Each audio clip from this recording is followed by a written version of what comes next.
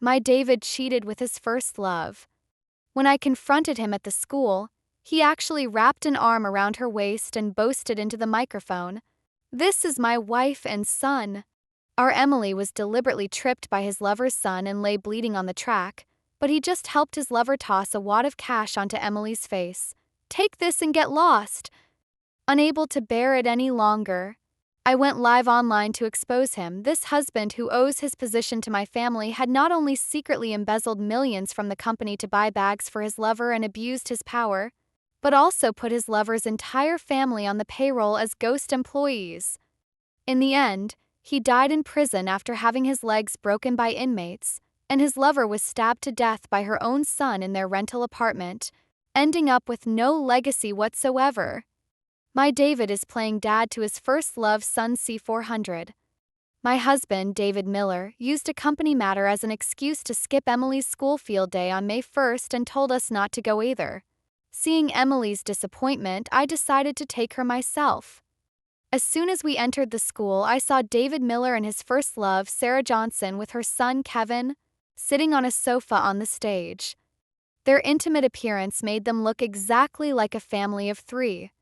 David Miller held a microphone, speaking eloquently about how to achieve a happy family and a successful career, occasionally exchanging smiles with Sarah Johnson as he spoke. Crowd below applauded enthusiastically. David Miller's eyes grew increasingly smug, and even the little boy beside him had an arrogant look.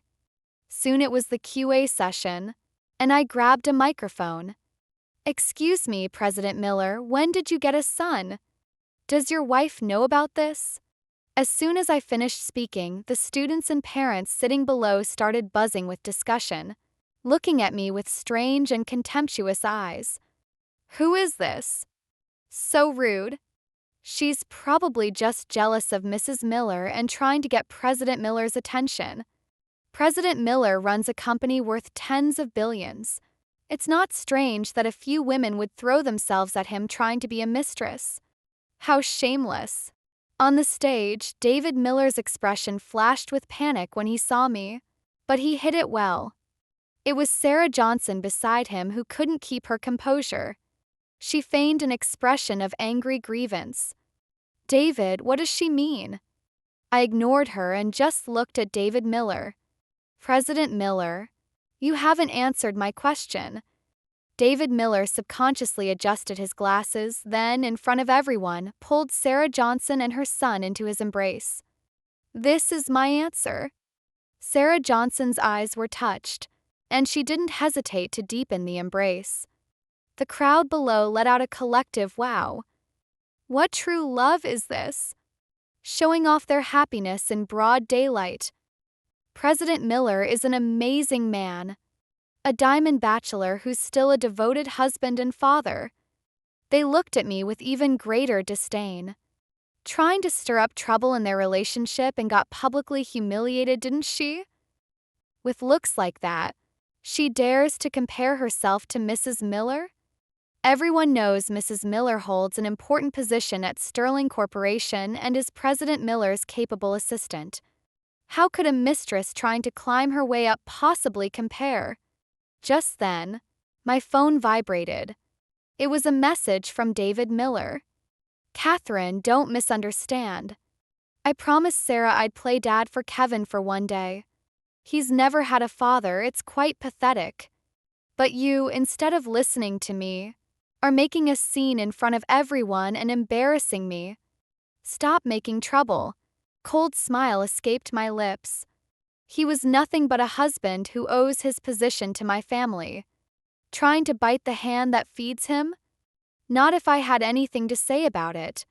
Sterling Corporation was founded by my grandfather. Today, 75 of the shares are in my hands. I quickly messaged the HR and legal departments at Sterling Corporation.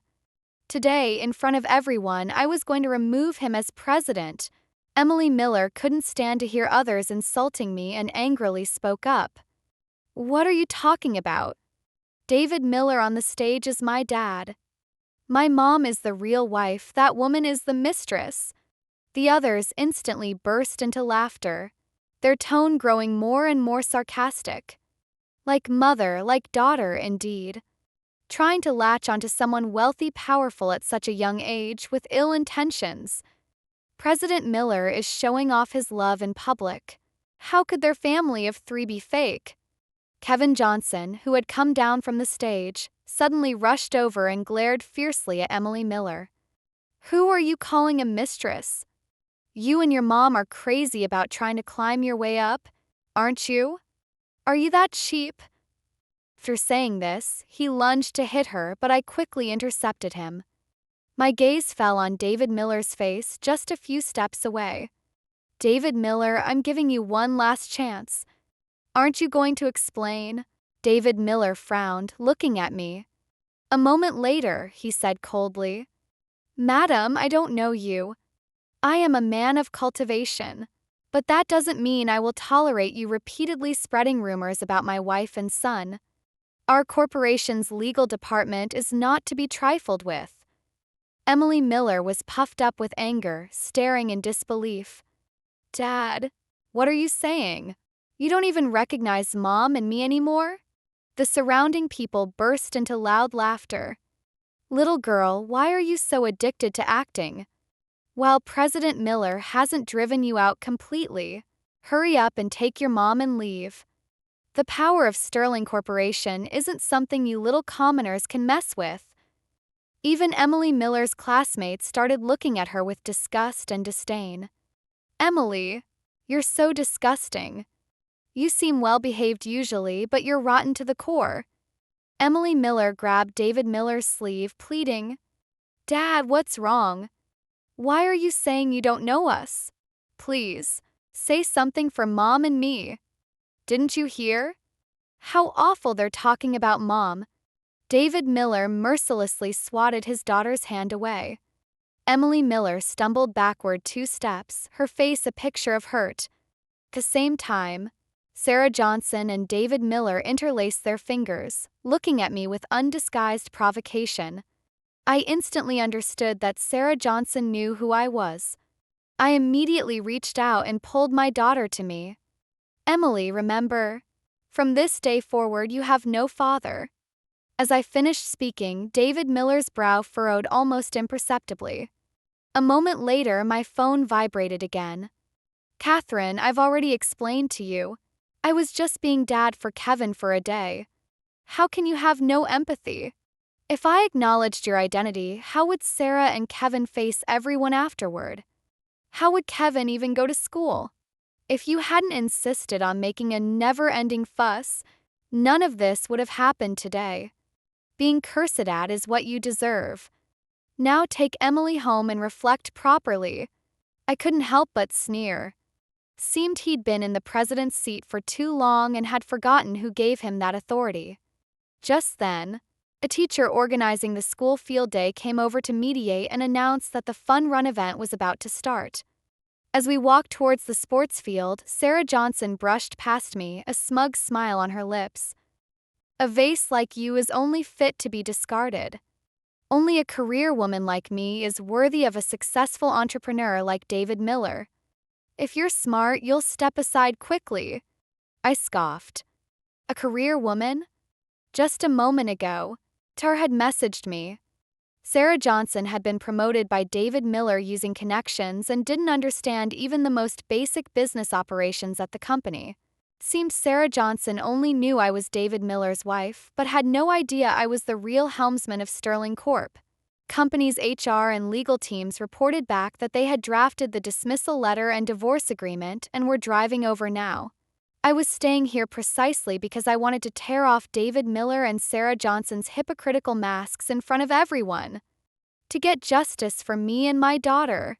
David Miller and Sarah Johnson were invited to the VIP viewing box. Both the school leaders and the parents were eagerly flattering and fawning over them. David Miller held his chin up, looking arrogant and superior, his eyes filled with smugness. Meanwhile, Emily Miller was already standing on the track. She gave me a forced smile and I waved, signaling encouragement. In an instant, something unexpected happened. Kevin Johnson suddenly rushed onto Emily Miller's track, then stuck out his leg. Emily Miller, caught off guard, fell heavily forward. I rushed over quickly.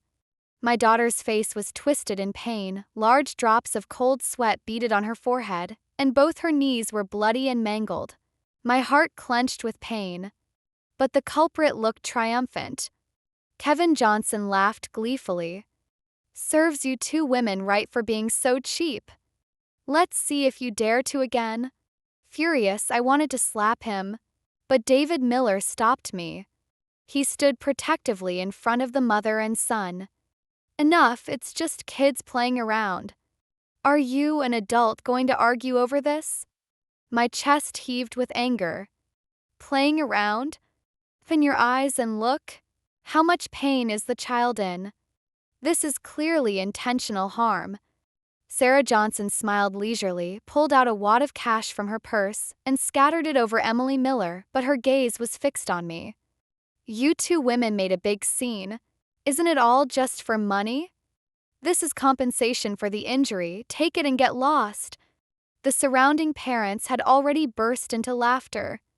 They looked at me and my daughter with contempt, only eager to fawn over David Miller and Sarah Johnson. "See that? That's what you get for offending the powerful. You have to swallow your pride. It was these two women who provoked President Miller's family first. This is all brought it upon yourselves. Even if her leg was broken, she would deserve it. Since Mrs. Miller gave you money, why aren't you getting lost already?" Emily Miller was receiving treatment from the school nurse. She looked at David Miller for help with her eyes, but David Miller turned his head away. Her gaze gradually dimmed. She grabbed my hand. "Mom, you're right. Starting today, I don't have a dad." Hearing Emily Miller's words, David Miller's brow furrowed almost imperceptibly. He turned to look at me with a resentful gaze. My gaze swept past him and moved towards the people fawning over the powerful, those cursing me and my daughter with the most vicious words. I looked at them one by one, calling out their names. The family in the aluminum business, the family in the cement business, the family in the processed food business. As I calmly and clearly called out each name, these parents were stunned because I was right. Sterling Corporation had vast business interests, and they all depended on Sterling Corporation's goodwill to make a living. I announced with conviction, "From today onwards, Sterling Corporation will terminate its cooperation with you." They were surprised at first, then burst into laughter, gathering around David Miller. "Look, everyone. This woman is crazy. A moment ago she said she was President Miller's original wife, and now it's even more ridiculous. She's actually representing Sterling Corporation to terminate our cooperation." "Bah. Who the hell do you think you are? David Miller hasn't said anything yet. What are you going crazy for? Does anyone have the number for a mental hospital? Hurry and send her in." David Miller's eyes grew darker and darker. His face was grim. He stepped forward and said to me in a low voice, "Catherine, I've secured my position at Sterling. Do you think you can make a big splash? Are you still in charge? Hurry up and get home." I gave him a meaningful look but didn't answer. Instead, I looked at the people laughing at me and at Sarah Johnson. Everyone has been mistaken about one thing. It's true that the president of Sterling Corporation is David Miller, but I'm the one who's in charge. Sarah Johnson was surprised at first, then dissolved into laughter in David Miller's arms, tears streaming down her face. She must be really crazy. I've worked at Sterling Corporation for so long, and I only know that my husband is the president. As for this crazy woman, I've never even seen her. She probably doesn't even know where the corporation's front door is. I smiled but didn't speak because my people were about to arrive. Given Sarah Johnson's position, she would at most reach the 10th floor of the corporation building. How could she have ever seen me on the 35th floor? Everyone else was laughing along, but David Miller's eyes, as he looked at me, were almost venomous. I knew it was because he was scared. Just then, Emily Miller's phone rang. As soon as she answered, she screamed as if she had been severely traumatized. The phone was on speakerphone. At such a young age, not learning anything good, already using pathetic looks to lure people. If the mother fails, the daughter tries. Truly F asterisk asterisk king disgusting. I quickly hung up and realized someone had posted today's events online. Especially the part where Emily Miller looked at David Miller had been maliciously twisted and interpreted. Someone had even published Emily Miller's phone number in school. My gaze swept towards Sarah Johnson. She was looking at me with a smirk, mouthing the words, "A gift for you. Do you like it?" Emily Miller was already trembling all over. The online abuse was overwhelming, and harassing calls kept coming in one after another. Parents eager to show off in front of David Miller surrounded me and Emily Miller, spewing harsh insults and malicious curses. See? Public sees the truth. You two women should rot in a stinking ditch. Daring to impersonate Sterling Corporation executives? Get ready to be sued into bankruptcy. Sterling's legal department is famously difficult to deal with. You won't even have anywhere to cry afterward because you'll lose everything. Someone smirked and jeered. That's easy enough. These two women are so trashy and cheap, maybe they can just sleep their way into some man's bed? Then they'll have a place to cry. Just then, two high-end black SUVs sped towards us. Someone with sharp eyes couldn't help but shout, "That's the Sterling Corporation logo. Executives are here." Those lackeys looked even more like they felt honored by association, closing in on me and Emily Miller step by step. Their mouths opened and closed like venomous snakes baring their vicious mouths. You two women are completely finished now. President Miller is indeed formidable. His warnings weren't just talk. He's serious this time. You're going to lose everything now. Someone even held up their phone, their eyes fixed on me and Emily Miller with a predatory glint. Netizens, the follow-up to the top trending story. Mother and daughter seducing the executive is here. Hurry and follow, I'm live streaming for you. Watch how the executive publicly tears apart the manipulative bitch. Sarah Johnson looked at David Miller affectionately, her face filled with delight. When she looked at me, her arrogance and smugness were completely undisguised, and Kevin Johnson beside her was equally haughty. A flicker of surprise crossed David Miller's face, his eyes swirling with dark undercurrents. His voice came out through clenched teeth. "You called them? Do you have to make things impossible to resolve?" I raised an eyebrow, my gaze growing cold, but before I could speak, Sarah Johnson lifted her chin and proudly announced to the crowd, "Catherine, see that? That's Sterling's legal team. They've never lost a case. Today, you and your daughter first spread rumors and caused trouble, then impersonated company personnel and talked big. You'll be forced out of here in disgrace." Saying this, she was extremely smug. I called them. I couldn't help but laugh out loud. Tar and Legal had just reported this to me. David Miller looked at Sarah Johnson in disbelief. Sarah Johnson winked at him flirtatiously, completely ignoring David Miller's clenched jaw, as he was still wary of my influence. "David, I know you've wanted to deal with this woman for a long time. I've arranged everything for you." David Miller's eyes widened in astonishment. The words of anger were already at the tip of his tongue when he saw the group of people exiting the black SUVs walk directly past me and towards David Miller and Sarah Johnson. They were respectful. "President Miller, we received a message from Assistant Sarah and are here to handle the matter of someone damaging the corporation's reputation." David Miller let out a sigh of relief.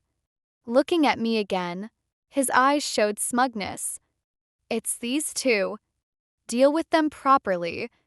The surrounding lackey parents mocked without reservation. "Crazy woman, didn't you say you were in charge of Sterling Corporation? Go on, say something. Let's see if these people listen to you. Look at how arrogant she was just now. Now she's publicly humiliated, haha."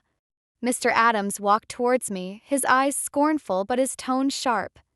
"Madam, Compensation for damaging Sterling Corporation's reputation starts at 1 million at least. Here is the lawyer's letter. I looked at him with a half smile, saying in a voice loud enough for everyone to hear, "The moment you arrived here, you were fired." Corporation's chief legal counsel had just told me that I had instructed him not to intervene, letting him make his own choice.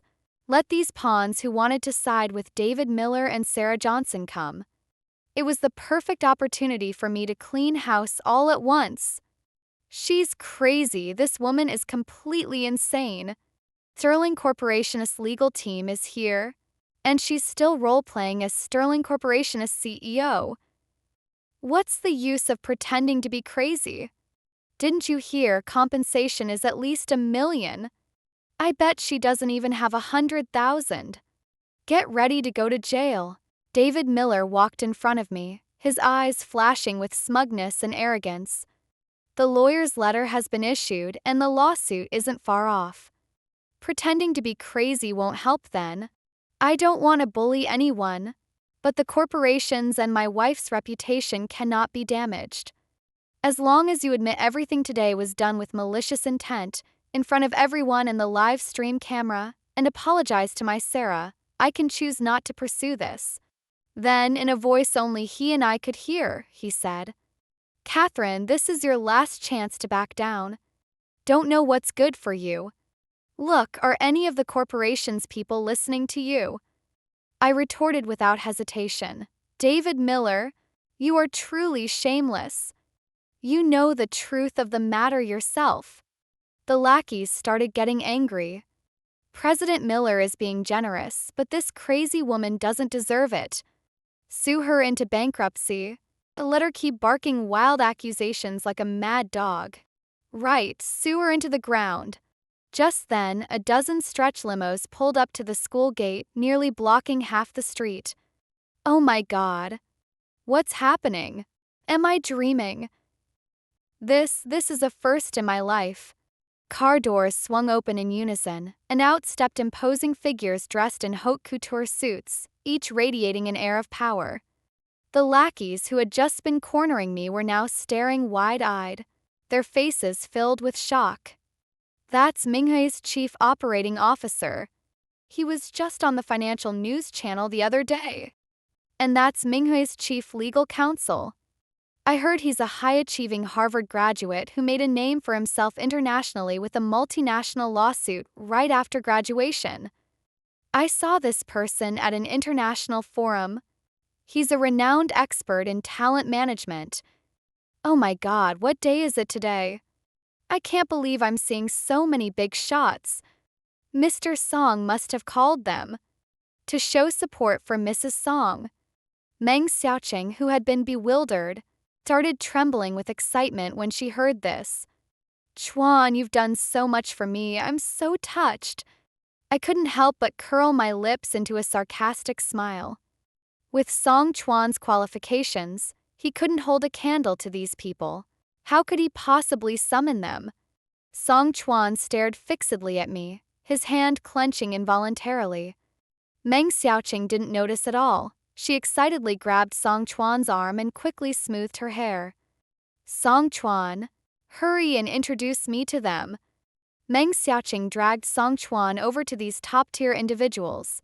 He managed his most proper smile. "What brings you all here today?" These prominent figures didn't even acknowledge him, leaving Song Chuan and Meng Xiaoqing's eager expressions to turn into awkwardness. They walked straight up to me. "Chairwoman, everything you requested is here." That single word, chairwoman, struck like a bolt from the blue. The onlookers, parents and teachers alike, looked utterly bewildered. Chairwoman? Who's the chairwoman? Did I hear that right? These important people you only see on TV are calling this crazy woman chairwoman? Their expressions grew increasingly complex, beyond description. How is this possible? It must be a mistake. Meng Xiaoqing watched as the big shots she usually saw as high and mighty treated me with such deference. Her elaborately made-up face froze stiff. Song Chuan's gaze was locked on me, his temples throbbing. And the lawyer Lou, who had just been strutting around in front of me, saw his fingers holding the documents start to tremble. His voice was shaking. "Boss, what are you doing here?" Chief legal expert standing beside me shot him a glance. "Don't call me boss. Because as of today, you are no longer part of Minghui Group's legal team." Lawyer Liu looked like he was about to cry. "Did I do something wrong?" "Heh, you sent a legal letter to the boss. And you're asking what you did wrong?" Lawyer Liu looked back at me with a terrified expression. In that moment, everyone seemed to wake up as if from a dream. She really is the chairwoman of Minghui Group. Oh my God, how is this possible? After glancing over the documents I had just received, I swept my gaze across the crowd and nodded. My assistant immediately understood. The renowned media outlets he had brought quickly set up their gear, hoisting cameras. Next, a giant screen was quickly unveiled. Boldly displayed on it was Minghui Group Press Conference.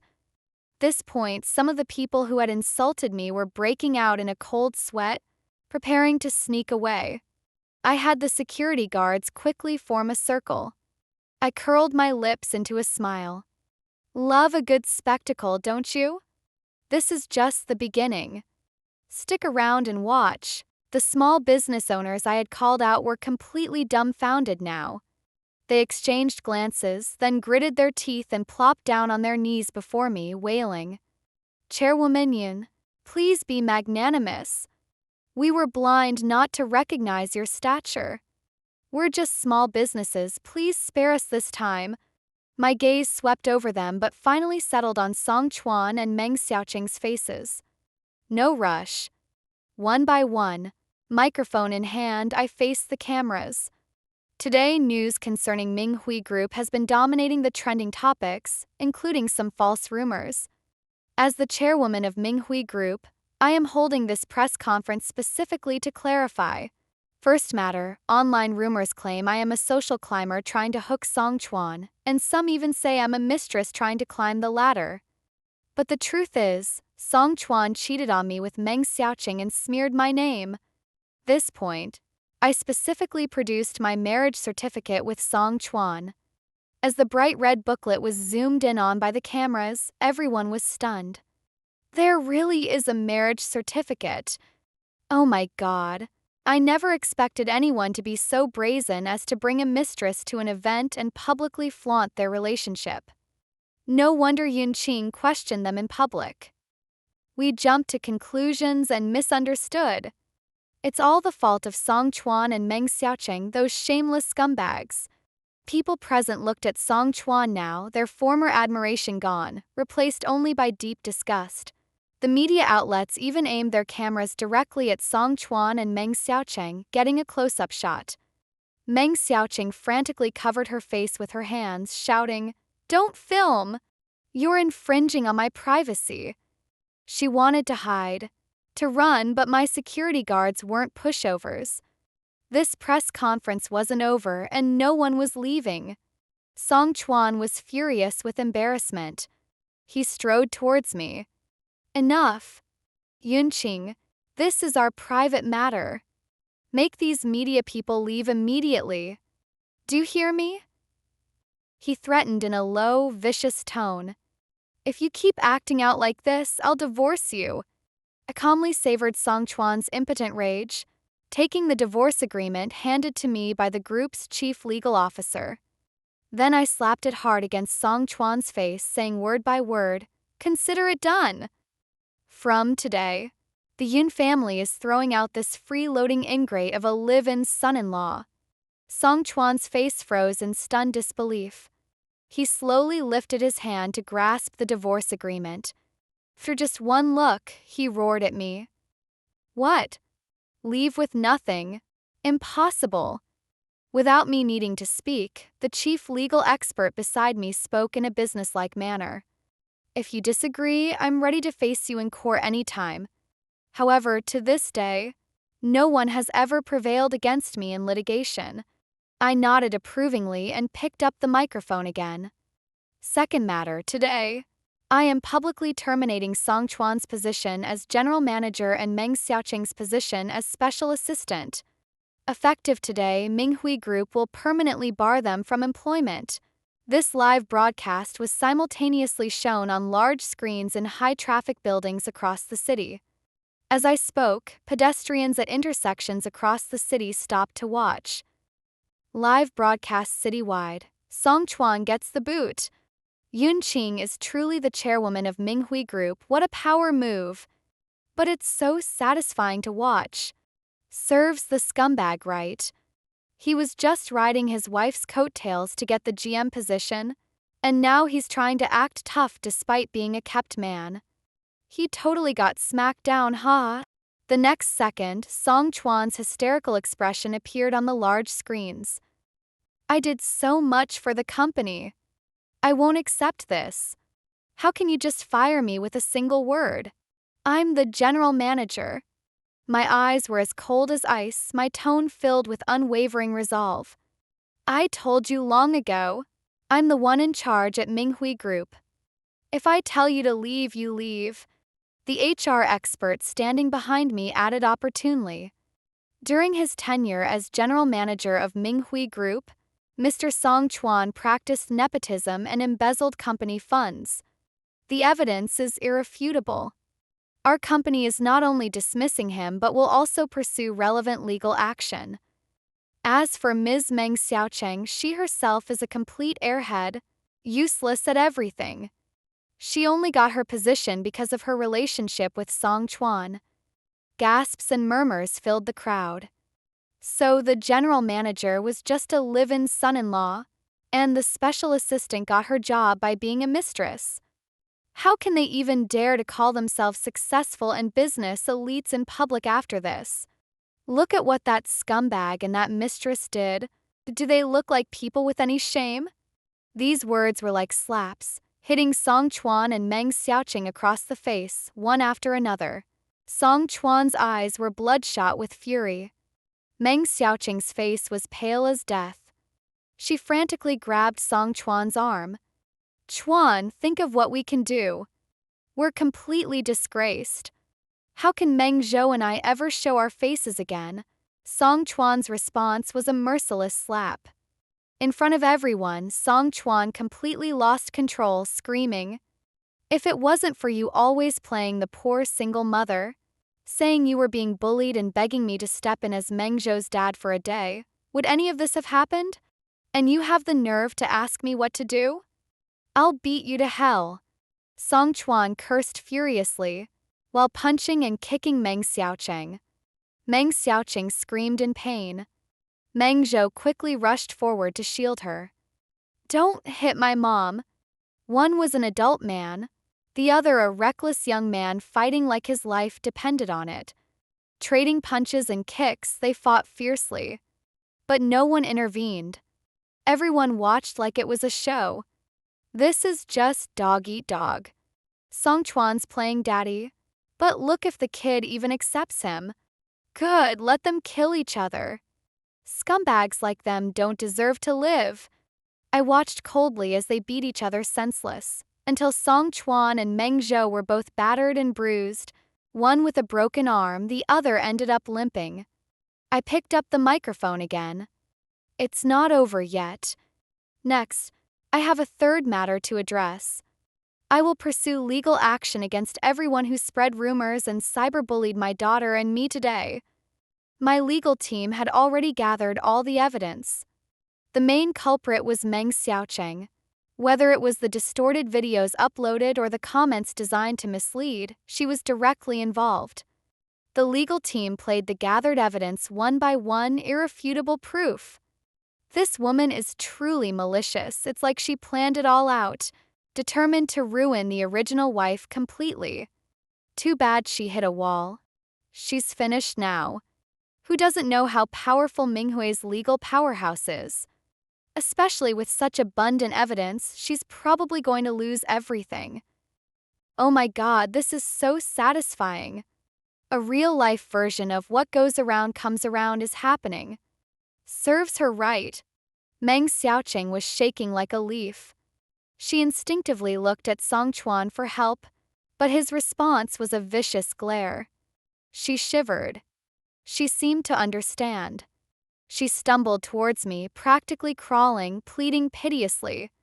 I was wrong, Yunqing, please spare me, I apologize, I beg for your forgiveness. I looked down at her and then kicked her away with all my might. Get away from me. Don't you dare dirty my shoes. When I looked up again, my gaze bore into the faces of the henchmen who had been fawning over Song Chuan and Meng Xiaoqing, viciously insulting and slandering my daughter and me. Now it's your turn. Today, every single one of you who bullied my daughter and me, none of you will get away. As soon as I finished speaking, these lackeys groveled on their knees at my feet, trembling. Their faces were filled with terror. Please be magnanimous. Just let us live. I scoffed.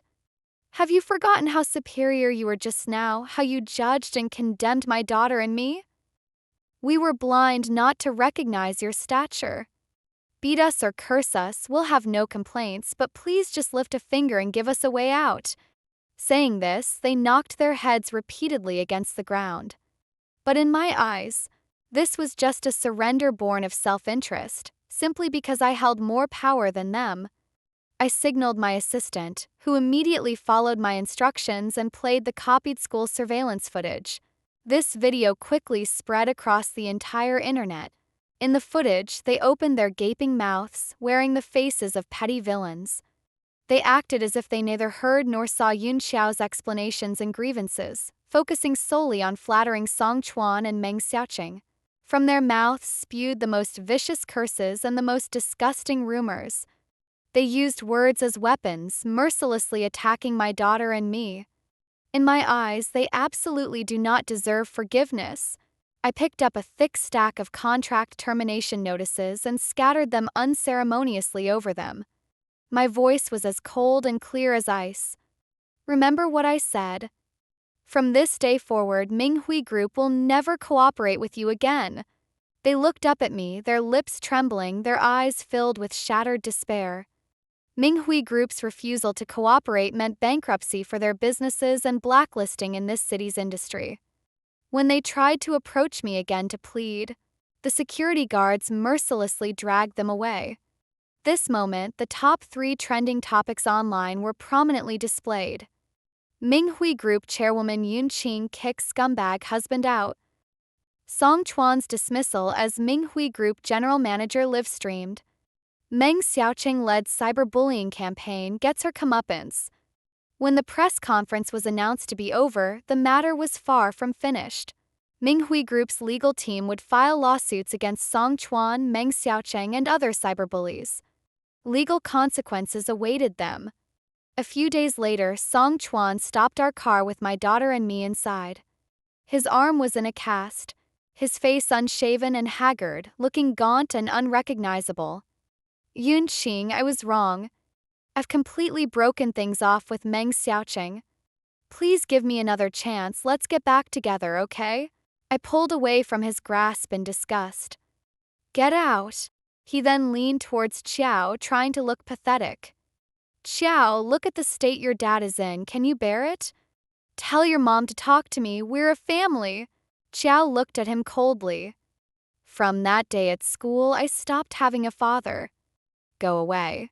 Song Chuan froze. In that moment, his face seemed to crack like porcelain, showing the panicked helplessness of someone who's lost their last shred of hope. Called the security. If you see this man near the villa again, rough him up every single time. Song Chuan was thrown out like a pathetic stray dog. Trial began soon after. Song Chuan was sentenced to several years for misconduct. Meng Xiaoqing was held accountable and fined for spreading rumors and cyberbullying. Gossip even reached the prison. Song Chuan's behavior there was scorned, and he was given a hard time. Not long after he went in, he fell seriously ill. I heard he's barely recognizable now. Meng Xiaoqing's assets were frozen, but it still wasn't enough to cover the compensation. She became a bankrupt debtor. Her son also had to drop out of the elite private school. After transferring to a regular school because of the widely publicized events, Meng Zhou was constantly targeted by rumors and gossip. Gradually, his mind became increasingly twisted, and he blamed it all on his mother. He screamed hysterically, "If it wasn't for you, how would I be like this today? It's all because of your vanity. It's all your fault. Son, I did it all for you. I always thought Song Chuan was a real entrepreneur, so I used our history as former lovers to seduce him. If we could just make it to the top, we'd be set for life, rich beyond our wildest dreams, but who knew, who knew? Stop using me as an excuse. Do you know what everyone at school said about me? They said I was the mistress's kid, that I was scum from the gutter. Everyone looked at me with strange, contemptuous eyes. When I tried to talk to them, they scurried away as if I were trash." Meng Zhou's eyes were bloodshot, his face twisted with rage. He looked at his mother as if she were his enemy. "It's all your fault. If you weren't a mistress, I wouldn't be like this." Listening to her son's heartbreaking accusations, tears streamed down Meng Xiaoqing's face. The next second, the cold glint of metal reflected in the depths of her pupils. "It's all your fault. It's all your fault." Hot blood trickled down the knife handle. Meng Xiaoqing called out, "Zhou Zhou," one last time through her tears. "When I heard about this social news, my daughter and I were vacationing in sunny Maldives. I had already decided with my daughter that I wouldn't marry again in this lifetime. I would continue my parents' legacy, expand the company further, and then hand it over to my daughter.